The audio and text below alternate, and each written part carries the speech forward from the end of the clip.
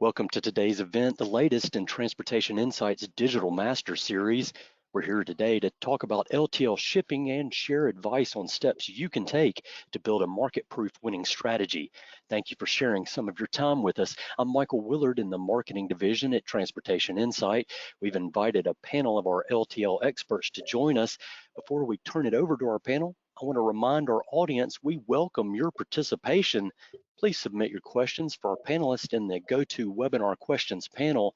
We'll take as many questions as possible, respond during and after our presentation, and of course, we'll follow up directly on any questions we don't get to during our broadcast. We're going to hand that broadcast over now to our moderator, Robyn Meyer. Robyn is partner of Enterprise Solutions for Transportation Insight. She has over 20 years of experience working in the transportation management space and brings a problem-solving mindset that aids clients in competitive advantage, gaining efficiencies, mitigating risk, and improving customer experience within their interconnected supply chain. Welcome to the conversation today, Robyn. Let's begin with an introduction of our panel. Thank you, Michael, and thank you everyone for joining today. So really quickly, our panelists are Paul Schmitz. Paul is our VP of Client Services, and he leads a team of our sales agents through solution identification and problem solving. He's been with the industry for over 20 years. Melanie Burns is one of our client solutions directors, and she's been in supply chain for over 2 decades. She really works in transforming our clients' challenges into competitive advantages. And finally, Jay Wilson. Jay has been in the industry for over 35 years, started out as an LTL terminal manager for one of the carriers, and now leads our processing division. Thank you everyone for joining. So before we dive into the conversation with our panelists today, we're going to take a quick look at the market and where it stands in general, and Paul's going to give you some updates. All right, thank you, Robyn. So let's take a look at the LTL market, and let's actually start with a picture of what our economy has looked like since 2017 up through Q1 of 2021. And we hear GDP often, and that is defined as the market value of goods produced and services provided. And that continues to accelerate beyond Q2 of 2020. In fact, over the last 20 years, 2020 through, or 2000 through 2020, the GDP grew at an average rate of 2%. You can see the stress on the economy and the market through the rapid growth we've experienced through the second half of 2020 into early 2021. It's unprecedented levels that we're facing today. The impact of the growth to the economy, and in essence, the United States turning itself back on, is there's pent-up demands for the goods and services, and that has accelerated the freight recovery across North America. And it's important to understand why this matters in the subject that we're here to talk about today in regards to LTL freight. The LTL rate growth continues to outpace domestic producers' ability to charge for goods and services. Actually, in today's marketplace, the LTL rate of inflation rivals the parcel sector's rate of inflation that we've seen for the past 10 years plus. And if you look at the chart, you can see that the LTL is growing at 8.8% times faster since January of 2018, where we set the baseline for this slide. So there's a lot of excitement in the marketplace, but there's also a lot of things to navigate as we move towards our new normal and what business looks like moving forward. From a shipper's perspective, Morgan Stanley recently reached out into the marketplace, got information through Q1 of 2021, but also provided information back from early 2020, looking at the sentiment of the market. And from a capacity expectation, shippers today are expecting that there's going to be a capacity crunch across our regional and national LTL carriers, and they're facing that today. From a capacity issue, you also look at the pressure put on rates. From a shipper's perspective, going back to 2018 and measuring that against Q1 of 2021, you could see that the expectation and rate increases is equal to and a little bit higher than what shippers expected in early 2018. And, any time that you see, rapid growth turning an economy back on, capacity constraints, pricing pressures, typically you'll see a decline in service. And shippers today, according to Morgan Stanley and those that they researched, are anticipating a decline in that service. So, Paul, do you think that's due to driver shortage or more consumer demand? What do you think's really hitting that challenge? I remember several years back attending CSCMP, and the big talk at that point was, driver shortage, driver shortage. But do you think it's been, intensified by everything that's been going on in the market, or what do you think the biggest challenge is? Yeah, it definitely. I mean, there's been a a driver shortage for many years, and as terminals and carriers start to put more equipment back into the marketplace to address the pent up demand and the country turning on, you will have pressures from a driver shortage aspect. And I know that carriers are looking to put butts in seats, and there just aren't enough butts in seats right now to to keep the freight moving. And carriers are becoming more disciplined as well on the freight that they're going to pick up and the freight that they're not going to pick up. So from a driver shortage and more diligence on the LTL carrier side, it's almost like the perfect storm. Yeah, so many shippers are probably thinking, how do I withstand this market? How do I really, take advantage of some of the things that I'm able to do outside of price increases, right, to get through this time? And so we're going to talk about the 4 areas within your LTL program that you can really look at mitigating cost and making some changes that'll help in this kind of environment. So the first one we're going to touch on is in your operation. We will then go into at the loading dock. So really, what are the things before you place the order or even during the order that you can do? What can you do to assist with making your freight a little cleaner, right? How do you handle your origination and destination points and beyond pickup and delivery? And then finally, how do you leverage the data that you're getting from 3PL providers, from your internal systems to really get you to a point where you have visibility across everything and can mitigate a lot more in terms of expense and risk. So first we're going to go to in your operation, and we're going to let Melanie touch on some of the areas where we see opportunity typically in our clients. Thanks, Robyn. Appreciate it. When you talk about what you can do within your operation to help eliminate the cost from your supply chain, you really do want to look at it more strategically from an overall operation structure and think about how you can plan and how you can execute, how you're measuring, and then really how you continuously evolve over time. So, the tools and technology that we have in place that help with that execute piece are really important, and they definitely provide value. And we're going to talk about that, but you first want to really look at that plan. Make sure you're not overlooking the plan. You want to make sure that you have a sound carrier strategy that's a disciplined approach on how your business needs are being met with both service and with your cost. And so what you've done in the past to go to market for carriers may not be what's going to work for you currently. You might want to consider thinking differently about it and looking specifically at certain locations that you have that may be experiencing greater impacts than others. Or maybe it's a specific region that you have that you're shipping to that's causing more challenge. And then even looking at maybe it's a specific customer. A lot of times you see higher service challenges with some customers than others. And so really the key here is digging deep into where some of the challenges may lie, and then working alongside your carrier partners as well. You can talk to your terminal managers and understand what may be causing this problem from a carrier perspective. And is it specific to that carrier, or is it maybe all carriers within the industry are facing it? And maybe it's also something that you're doing. And so it's just understanding those conversations with your carrier partners to better solve for that. And a lot of LTL carriers right now, they're not taking on new business. They're not taking on new volumes from current customers with everything that's going on and just not having the capacity.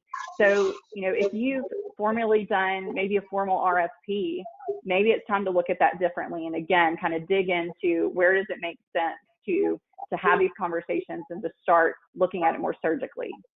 because the last thing you really want to do is just up and change your carrier and then realize that the challenges are with the second carrier as well, or the third carrier as well. So really kind of thinking smart about it. And Paul, I know I'm meeting with clients a lot. I know you're meeting with clients a lot with your team. Are there specific things that you're hearing from customers that they're doing to, differently to approach their LTL procurement and alignment to the carriers? Yes, and a lot of it is looking to understand the nuances. There's so much, pricing pressure, and we as individuals and business individuals, tend to look at price and the complexities and nuances of LTL pricing when you have NMFC items and classes and FAKs and, a litany of accessorial charges. We often take the focus off the impact from an operational perspective that a shipper has on a carrier network. So, in an effort to help drive better procurement strategies, it's very important, critically important to understand the impact that your freight has, within a terminal's operations from pickup to delivery. Yep, great. I appreciate that. And I know that that's kind of one of the key points that you'll be talking about in more detail as well as we go along. And so I appreciate adding the information there, because again, understanding that strategy and how you're going to approach the market is the first step in that planning phase. And so, once you've got your strategy down, you really want to start thinking about that execution piece. How are you going to execute that strategy? And do you have the technology in place to help you gain better visibility into your contracted rates, so that you can make better decisions on least cost carrier options, but also those that meet your service need, right? And then you also want to have tools that give you visibility into shipment optimization. So there's a lot of different ways of looking at that, but can you do some load consolidation into multi-stop truckload? Or do you have the option to shift your modes from LTL to truckload, or even do some aggregation and hold some orders? So these are all things that the tools are going to help you have better visibility to, because you don't want to miss the savings, the savings opportunities within your current strategy. A lot of times people think about the tools that you're implementing have soft cost savings, and you need that ROI for those. But there's definitely some tangible savings that we have presented here that you can gain through optimizing your freight and utilizing technology for that. And one of the things I would say is that you want to make sure, if you have these tools today or you're thinking about implementing these tools, you really want to make sure that your users understand compliance and what it means to be compliant to that strategy. And I've got a customer that over last year to this year, they've seen a 9% increase in their LTL pricing. And, a lot of that does have to do with the market and what's going on. But when we really were able to look into the data alongside of them and dig down into it, we found out that one of their locations was passing their least cost carrier option 70% of the time.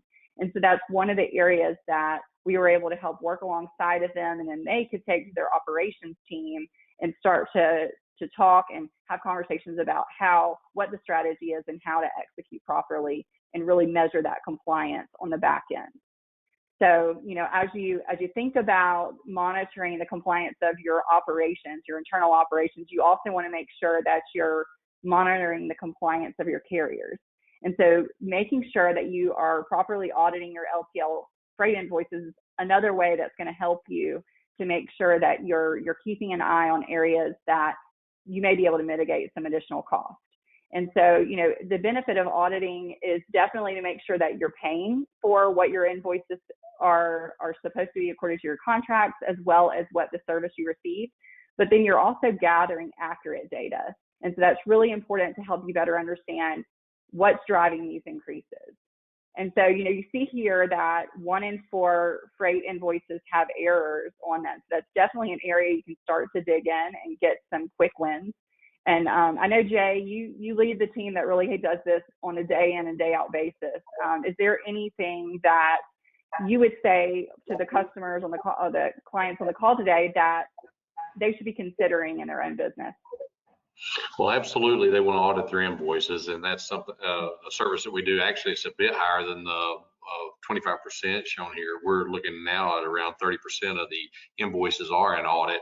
Robyn will be doing a survey here in just a little bit to where we can see some of what they're feeling as the top audit issues. And there's a few recurring things we see, Linehaul rates, fuel, et cetera, that are top of the charts. But absolutely, you want to make sure it's your bill to pay and that you're paying the right amount versus those contracted rates as you'd mentioned. Yeah, no, I appreciate that. And I know one of the things in my history of working with clients here is really also for LTL specific, knowing your classes, knowing what your NMFC is. If you've got a density-based NMFC, put that NMFC and the dimensions on your bill of lading.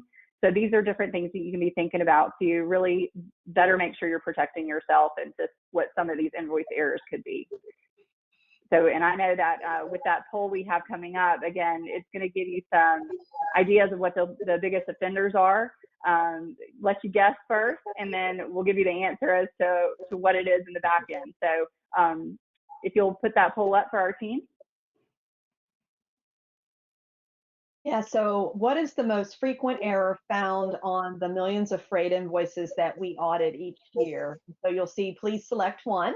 Incorrect weight used on the BOL by the customer, incorrect fuel surcharge applied, incorrect line haul charges as per contract, your freight class incorrect on the BOL, or incorrect accessorial charges. And we will give you the answer near the end of the broadcast.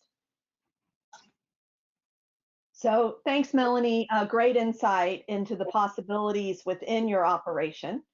So the next piece that we're going to go into is really, we're going to leverage Jay's knowledge of at the loading dock. As I mentioned, he started his career eons ago on the loading dock as a terminal manager. And so he can give us a lot of information on how you can make that part of your business much more succinct and lead to some cost mitigation. Jay? Thanks, Robyn, for that intro eons ago. We'll remember that.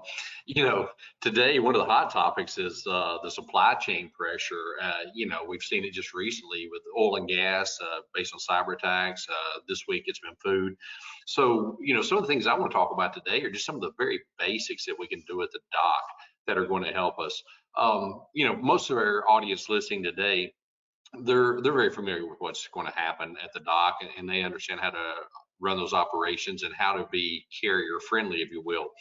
One of the keys is that they disseminate that information to the local facilities.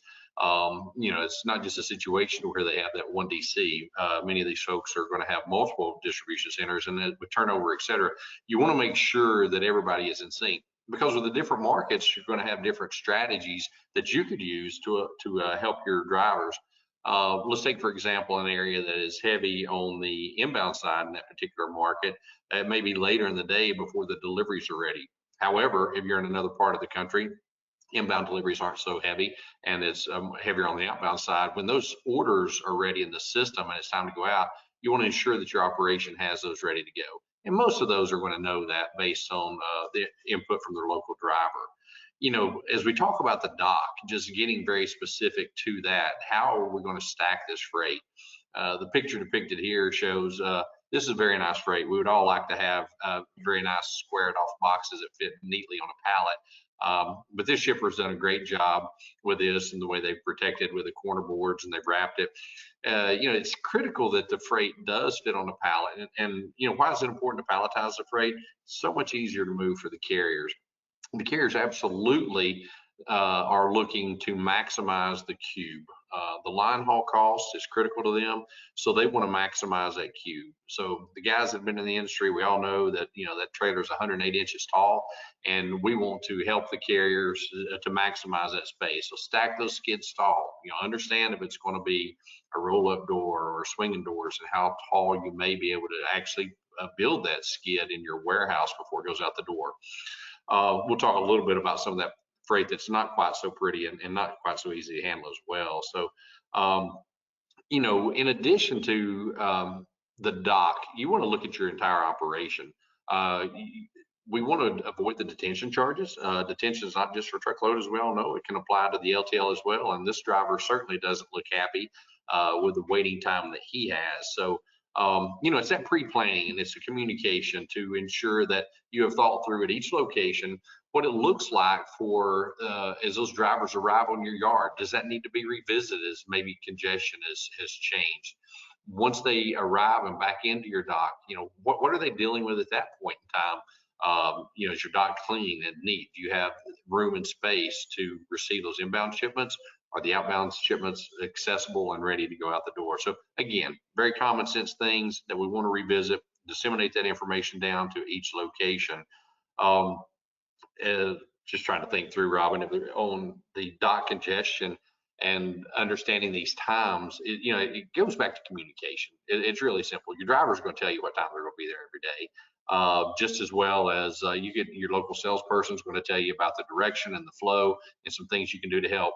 And rest assured that the carriers know if you have nice skidded freight or if it's heavy, ugly freight, or what you may have, and they're going to understand the cost. As Melanie was alluding to, the cost analysis and getting the correct ROI related to your pricing. Back in the day, the carriers it would be word of mouth. Who's easy to pick up at, who's costing you time. Today, all this information is gathered in the system. We have the data that you'll touch on a little bit later to look at, and the carriers know. So we want to do our part on the shipping dock to help them out and to make sure that these drivers can do their job. Lastly, I've talked about palletized freight, which is easy. Paul and I had a conversation just last week. We were discussing, loose carton freight, and he pointed out a couple of really key points in that knowing the carrier's operation. Each carrier may be set up a little different with a relay and or break bulk points, and communicate with those dispatchers to where they can help us to make the right decision on should this be a head load of a loose carton to where it doesn't have to be touched at the next relay point. So multiple things we can do from the shipping dock to our shipping yard and avoiding congestion. But I can assure you all those small basic tips, that we'll revisit them, will help us ultimately on the shipping side of it with getting better rates. Paul, I don't know if you had anything to add. I may have revisited most of what you'd shared on the Linehaul rates there. You did a wonderful job of doing that. And for the sake of repeating myself in the next section, we'll talk about communication, with your carriers moving forward. But good work. Yeah, actually, I saw an article. It was in one of the satirical blogs that come out between the carriers, and they said, make your dock the Ritz-Carlton, not the Motel 6, right? So it's about all of those things, making the freight pretty, making the shipment heights good, clearing out the congestion, but also making it, and I know this sounds funny, but making it a pleasure for the LTL shippers to actually pick up from your location, right? The lot of information, as Jay said, used to be word of mouth, and it's definitely caught in a lot of the data that we capture now. But also the LTL and truckload and parcel carriers know the nice places to pick up. And so they like to go there. They like to do those pickups. And a lot of times you do see it in the pricing that they provide. So, it was kind of a joke on this blog, but it was entirely serious as well. So we've talked about in your operation, we've talked about at your loading dock. Now let's talk a little bit about beyond the pickup and delivery. And I know, Paul, you're going to touch a little on that. Yep. So I'll be a catch-all for the areas that Melanie and Jay covered. And we talk about, beyond pickup and delivery, and we'll talk more about the nuances, within the LTL shipping. We can get to the next bullet. So when you look at an LTL carrier, understanding that the majority of their costs are tied to wages is critically important. So if you look at wages and facilities, and you look at fuel, and I know fuel's personal to all of us, and the infamous fuel surcharge, when you look at those three categories, greater than 60% of the cost for carriers is in those three categories. And with everything, like many of us at our jobs, and from a manufacturing or retail aspect, you think of the old, time and motion studies, but, carriers are measuring from the time they enter your yard to the time that they leave your yard, and what is the direct activity cost associated with picking up your freight. It's important. One of the things that, Jay was mentioning, you know, when you look at loading at the dock is ask your driver. Drivers have an incredible amount of information that they can share with you. We look at the nuances, understanding the impact of the origin terminal as that freight's picked up. I mean, there's really three sectors that a LTL carrier bases the cost on and provides you, you know, pricing for, and that's origin terminal. What are the pickup costs? What are the transfer costs if it's being transferred and touched at a Linehaul facility or distribution center? And then what does the delivery look like? One of the things I would recommend that you do is get a picture of your freight leaving, get a picture of that freight, you know, being loaded into the, you know, the terminal that's picking up your freight, and get a picture of what it looks like on the tail end of that. Be inquisitive. Why and how questions are incredibly important.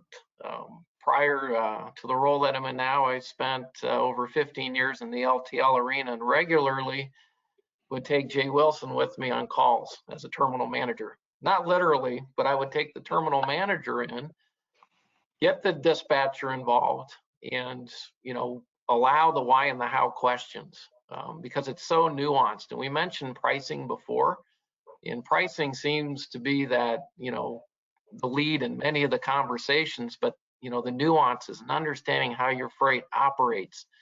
I can't overemphasize enough being inquisitive, you know, really at the origin and destination terminals, and asking the why and the how questions will really enlighten you on how your freight impacts that carrier and will help you set procurement strategy. It'll help you protect your freight better to limit, you know, shortages and damages, and you'll have a more complete picture and really be in better alignment with the carrier network to help reduce cost and improve service.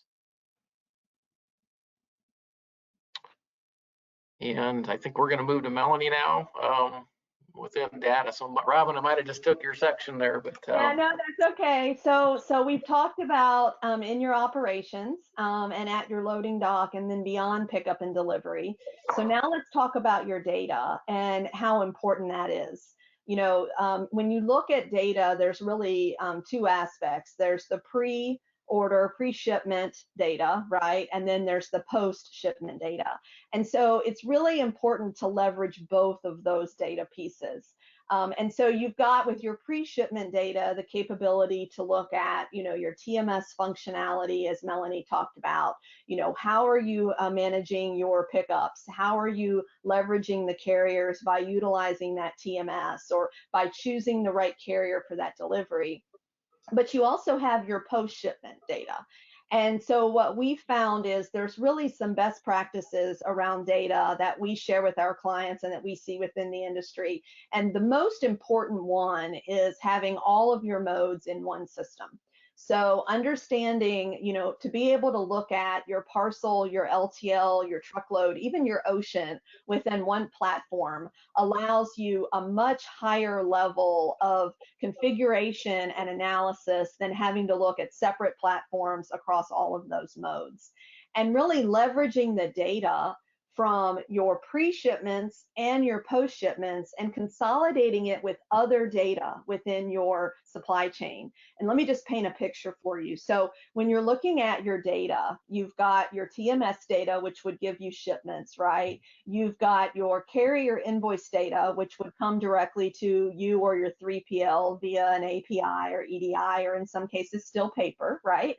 And you're tying that together. But what about the data that you're getting from your order management system or your fulfillment provider, or say even, you know, looking at costing data and ERP data for your SKUs and your dimensions and those types of things? So really taking all of that data in and consolidating it together, matching it so that you can get to freight COGS and freight percentage of revenue, no matter the mode or the location. It's really important. The days of really looking at my cost per pound or my time in transit, that's still there, but clients are taking that way farther in really wanting to understand what's my profitability by customer, by vendor, by wholesaler. There's a lot of different options that you can look at, and the more data you can feed into those tools, the smarter you become, right? And so understanding all of that data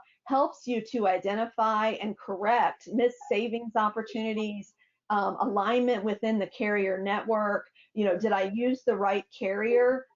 Did I leverage the right service? All of those things really amount to a significant amount of save. And when I say significant, we see across our client base, just by leveraging the data correctly, you can look at 6 to 10% of saved opportunities that were missed because you didn't align correctly within the carrier network.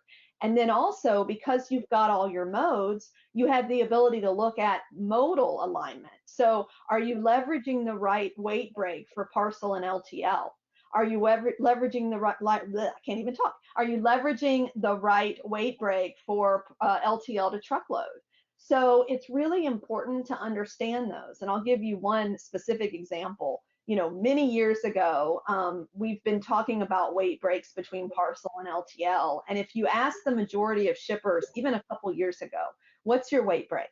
They would say 100, 150, 200 pounds. Like, it was pretty normal. That's what you heard, right? Well, today, analyzing carrier contracts with the national carriers for parcel, as well as looking at LTL, we have clients that have weight breaks up to 700 pounds.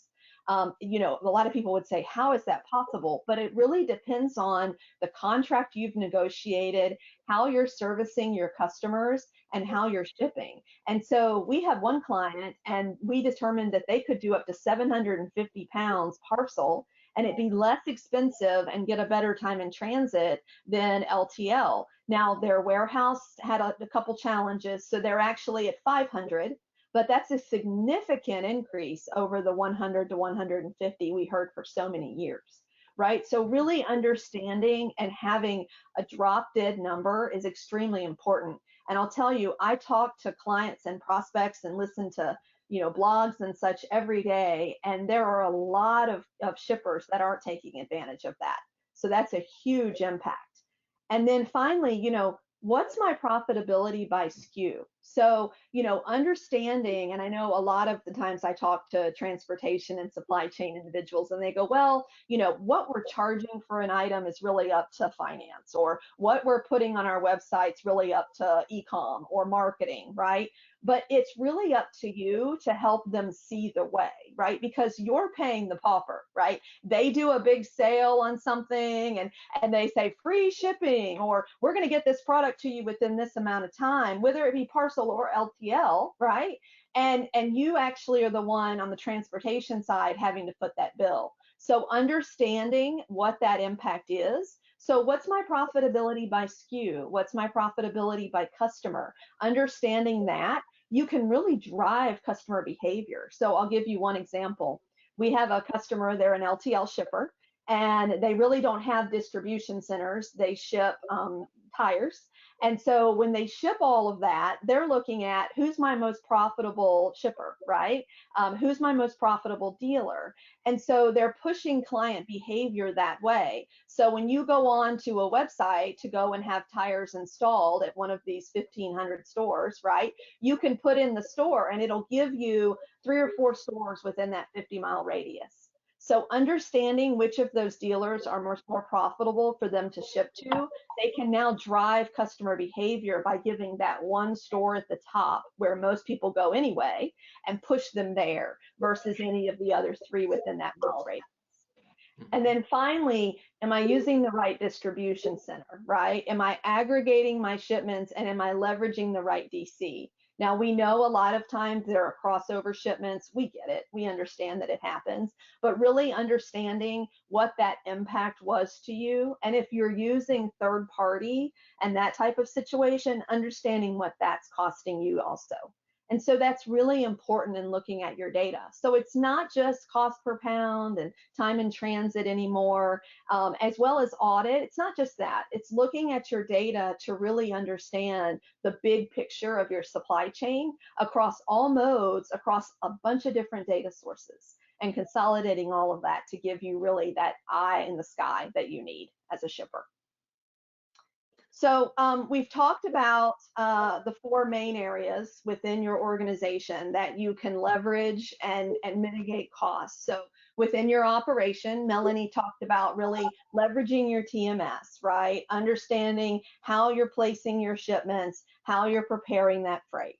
Then Jay talked about at the loading dock, right? Make the freight pretty, not ugly, right? How do you get it to where carriers want to pick up from you, right? And how do you manage that freight so that it's least expensive when it comes time to negotiate those agreements? And then beyond pickup and delivery, Paul talked a little bit about, make sure you understand how that shipment's going through the process. It's not just about getting it off your dock and then it arriving at the customer door. It's about all the pieces in between, right? And then within your data, how are you leveraging the data that your 3PL, like Transportation Insight, or that you're getting from your carriers? How are you leveraging all of that data within your internal data as well to really get visibility across all modes, to mitigate cost, increase your ability to serve your customer and actually mitigate risk? And so when you look at all of those different pieces, there's definitely opportunity for many LTL shippers to take advantage of. So Hey, Michael, Robyn, yes, I'd say that, thinking through your summary and ending with data really is the currency of the future. It may not be cryptocurrency, right? But it really makes dollars and cents, matter. And the things that you highlighted on there, I just have this thought that, wow, data, managed data, understanding that data really is the currency of the future when it comes to understanding profit and loss, retaining clients and growing sales. It's critically important. And just found the highlights within that, really, really good. So I wanted to thank you for sharing that. Yeah, it's definitely not Bitcoin right now, but maybe in a couple more months, right? Absolutely. No doubt. I'm so angry at myself. I didn't invest in it back, a year ago, but right. Yeah. Right. But anyway, so Michael, I'm not sure if we have any questions from the audience. Sure, we've got some questions coming in now, Robyn. Thank you, and remind everybody, our panel is here to answer your questions, and we've got plenty of time left in our hour. We want all the questions we can get from you. Just enter those into the questions panel there in your go-to webinar panel. Also, before we get into those questions, I thought maybe we could get a look at some of those poll results and see what everybody's thoughts are on invoice accuracy and the challenges they're finding. Yeah, so first to our panel, any surprises there? It seems like most of the folks are finding incorrect freight class used on their BOL or incorrect weight. Any surprises there? No, that's very consistent with what we're seeing. As stated earlier, it's important to know your product and how to classify it properly. I think Melanie spoke about that pretty much at length. And the NMFCs are changing pretty regularly with density-based items. So absolutely, again, it'll go back to the communication. That's the thing that our pricing department is going to work with to ensure that we are negotiating the best deal possible as it relates to your freight class, and having those scales on the dock. And it goes back to those shipping fundamentals we talked about, properly classifying and putting the right weight on your shipment to where you know what those costs are going to be when it goes out the door. Great information. Yeah, and I think too, Jay, to add to that is, when you're working to figure out the proper class, you've got partners, your carrier partners that you can work with to identify that. But I think also, working with your internal team, that kind of goes back to the operations again, making sure that your team understands the impact to your freight class. So again, I go back to density-based items. Does your shipping team understand that, the dimensions are all important? Length, width, and height. And so making sure that they're properly measuring, properly packing, and then also filling out the right paperwork. Again, that's going to help you with that class issue that seems to be high on the list. Yeah, Robyn, I want to throw this out there as the moderator, just to mention, is one of the things that's very interesting and a bit concerning to me as I look at the information on the survey, is a number of folks said that it was a very low percentage, I think 2 and 6 for the line haul and the fuel, that they didn't see many discrepancies there, which makes me wonder if they're actually auditing for the fuel and the line haul. So not something we can ask back to the audience, but I guess I would put that question to the audience. do they have a way to monitor that? Because we see those two areas very frequently as we audit their invoices against the contracted rates from the carriers, because those things don't always get updated timely. So just a point I guess that jumped out more than anything to me is those lower two that were listed on the survey than the three highest ones. And Jay, we've got a question from our audience about that survey, and you touched on it. Fuel is one of the things that you see pretty commonly, but what are some other errors that you find the most common in some of these invoices, not necessarily the results of the poll? Another one, it actually is on the poll, is accessorials. Often, not everybody negotiates those differently, but they're pretty much different from carrier to carrier. And you want to make sure that you're watching that the detention charges are proper, that they've charged you the right amount for the lift gate. They may have a blanketed accessorial fee that they charge, across all customers. You've negotiated something different, and you want to make sure that you're getting the rates that you have negotiated and have a signed contract for. So that would be the other area that I would say is very critical. Great information. Really got a lot of questions coming in. We're going to try to get to many of those as possible. So throw this to our panel. How do you manage the one-off accessorials that LTL carriers are charging these days? I don't know if Paul or Melanie may want to speak to that. From a auditing perspective, I would say we're gonna audit that based on the contracted rates. So, and those guys may want to go upstream and talk about what they would do working with the pricing perspective on those type items. But that's something we're absolutely going to look at, and we're going to audit to those contracted rates. Yeah, and I'd say oftentimes through the audit process, from a sales perspective and an account management perspective, those one-offs, many times they surprise you, didn't know they were there. So as we highlight those and capture those, we want to understand, is this something that's, going to be, consistent within your shipping patterns? And is that something we need to address, or was it a one-time accessorial? Because although we look to mitigate accessorials and limit the number of accessorials that our clients have to face, the fact of the matter is, within the LTL arena, it's a me too ball game. So if a carrier thinks up something new for an accessorial charge, the other carriers, quickly follow. I think we see that between UPS and FedEx, and you've got, at 30 plus, 40 plus LTL carriers that happen to do the same thing. So, they're always looking to identify areas, that do have an impact on their operation, but it's the surprise factor that you get. And, the important thing is to immediately address that, understand, be inquisitive, ask the why and the how, and look to mitigate that for the future. Well, great information there. And if I could, I'm sorry, Robyn, I wanted to kind of keep going because there's the top question that's on everybody's mind right now, and that's, what has everyone been hearing about the duration of the market tightness within the LTL sector? So, and how long will that continue? And how does geography play a role into that?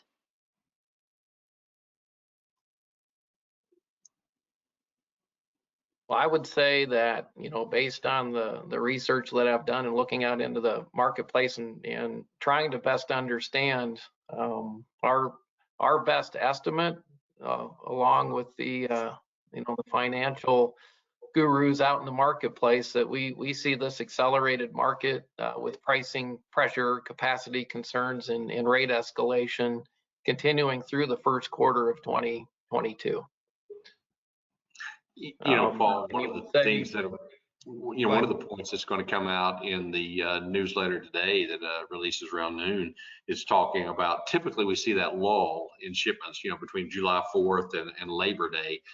It's going to be very telling this year as to what happens with manufacturers ramping back up and the economy waking back up at the rate that it is. It'll be very interesting to keep an eye on the next 2 months to see, after we get through June, obviously, then the following 2 months to see what happens. And I think that'll be a really key indicator as to what we can look through the fourth quarter and into Q1 of next year. Michael, I think another thing to talk about too, I know I've been talking about data a lot, but those items that the panel's asking or the audience is asking around geography. That's where having that line of visibility into your data is extremely important.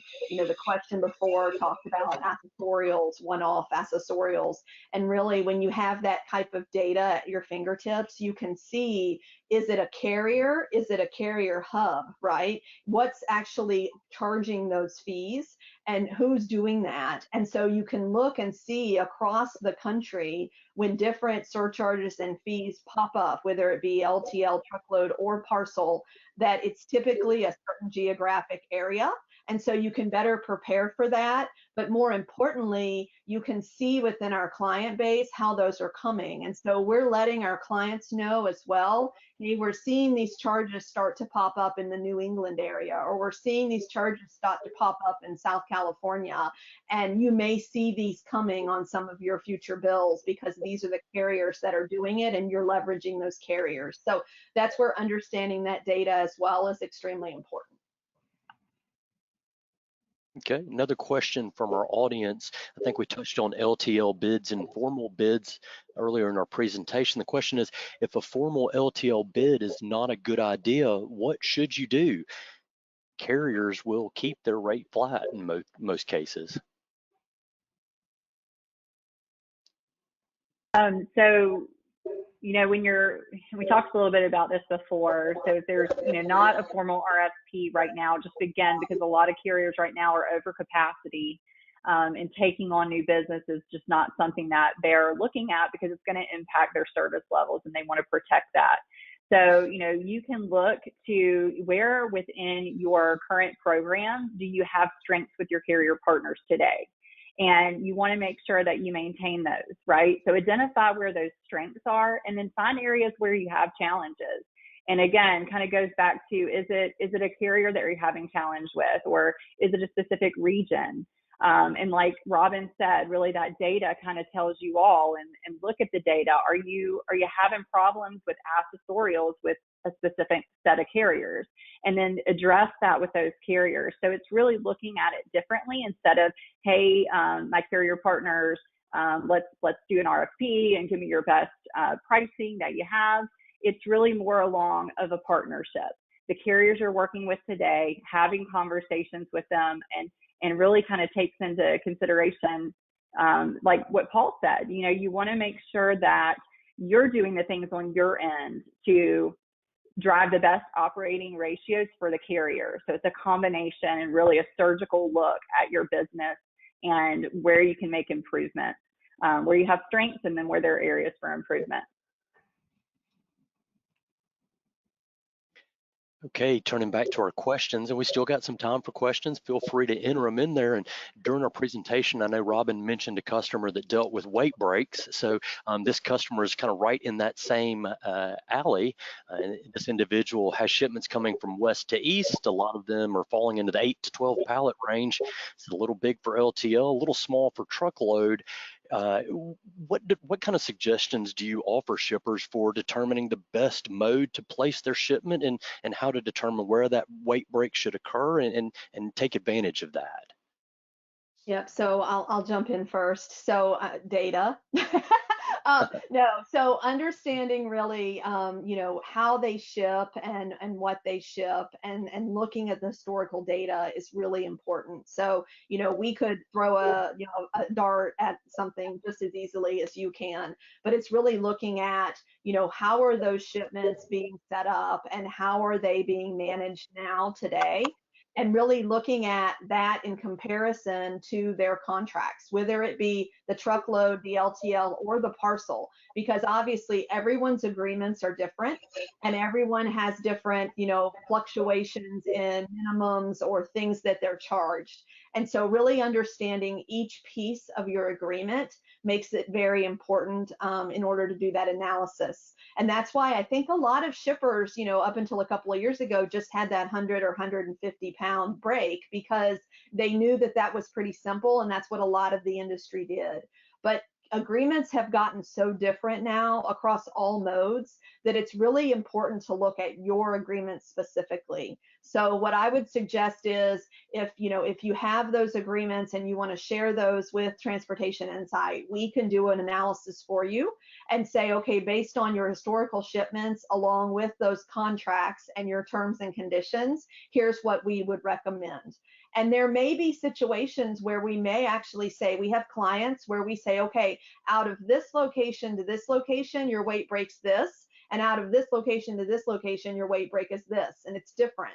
And so it's also understanding what are your, what are your capabilities within your DCs, within your manifesting in order to do that. So there's a lot of pieces to the puzzle to get you to that number, but we can definitely help with the analysis on that. Yeah, one of the things, Michael, a shipper can actually do, and we mentioned Jay mentioned it, building head loads, that go directly from origin to destination, is, carrier capacity and trailer alignment often changes. So there's often pricing opportunities to ship a head load, an 8 to 12 pallet shipment at a reduced rate to help the LTL carriers reposition their equipment, because oftentimes they'll get imbalanced and they want to have some type of revenue moving back between point A and point B to help mitigate some of the costs. So that in essence, they're not moving that trailer for free. Also, as Robyn mentioned, looking at different modal options from a weight break through a transportation management system. There are some truckload carriers that are also looking to reposition their equipment and, through a bid board, on a 12, if the average, a 12,000 pound shipment could fit very nicely, on a truckload carrier's equipment, moving, west back to east to help reposition that. And again, it's putting revenue on, but it's finding available capacity and in essence, creating a bit of competition, and then understanding, how the LTL carriers are aligned and, where their equipment's aligned to help reduce some of that cost as well. And that will complement, the information Robyn just shared with you on being intimate with your data as well. So looking at some more of the questions, this one's around accessorials again. And so how is there a way you can tell if a consignee actually is liftgate delivery or after hour delivery or any of these other accessorials that a shipper may be getting billed? Can you challenge the carrier on these accessorial charges, and is that best practice? Yes, absolutely. So a couple of things we're going to do is, one, on any accessorial, we're going to request and demand that the carrier provide the signed documentation, be it a reweigh, recert, or that accessorial delivery. The other thing we do is it's an extra mile, but we're going to audit and rate that shipment all the way down to the street level address. It's not just going to be the first 3 or 5 of the zip. It's going to be street level address. And so, walking through the facility here, oftentimes I'll see Google Maps up on an auditor's desk, and they're literally looking to see if it truly was a residential delivery or not. So the answer to that, Michael, just lies squarely on the level of intensity of the audit that you perform on each of those invoices. So definitely challenge those charges. What countermeasures are we recommending to most shippers who are mitigating current capacity and rate situation? That's kind of what the whole webinar is about, right? Yeah, I think the first one is, looking at the modal opportunity, right? So, if you have capacity challenges, then obviously all of the modes are struggling a little bit with capacity, but it's very geographic. So understanding, which areas you're struggling with and which modes are an opportunity there. And also within those modes, there's multiple carriers, right? So as Melanie mentioned, there's some carriers that really aren't taking new inventory or new pickups on, but there are some carriers that have really come out of the woodwork, with the pandemic and grown and established a footprint that, didn't have one 2 years ago that we're leveraging for our client base. So I think there's a lot of different opportunities there.